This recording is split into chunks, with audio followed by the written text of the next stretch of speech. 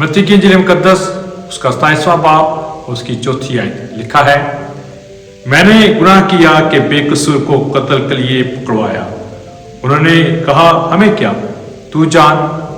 बहुत सारे लोग हमसे बाकमाल खूबसूरत तरीन मोहब्बतें करते हैं, उनकी मोहब्बतों में कोई खोट नहीं होता, लेकिन कई दफ़ा हम उन तराफ में जा रहे होते हैं जहां लोग नकली मोहब्बतें करते हैं, दिखावे करते हैं और हमें फंसाना चाहते हैं जाल के अंदर, ताकि हम उनकी मोहब्बत को असली जानकर फंस कर बहुत कुछ गंवा बैठे।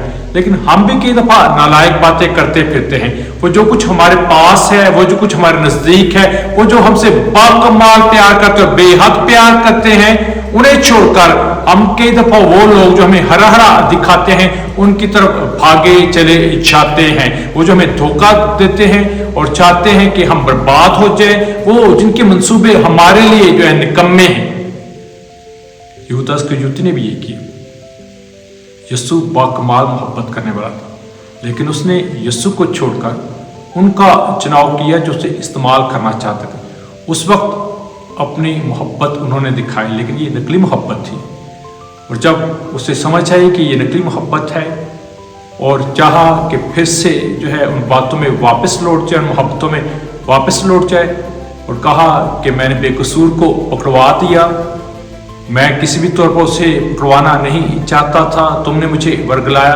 लेकिन उस वक्त बहुत देर हो चुकी थी। ऐसा ना हो आपकी ज़िंदगी में भी कई दफ़ा बहुत देर हो चुकी। वो मोहब्बतें जो खालिस हैं, वो लोग जो आपके करीब हैं, वो आपसे बेतहा मोहब्बत करते हैं, आप उनको छोड़कर वहाँ पर जाने की कोशिश कर रहे हैं। जो लोग आपके साथ चलाकियाँ कर रहे हैं, होशियारियाँ कर रहे हैं, धोखाधड़ी कर रहे हैं, आपको फंसाना चाहते हैं, मंसूबे बनाते हैं आपको गिराने के, और आपके साथ खालिस नहीं है।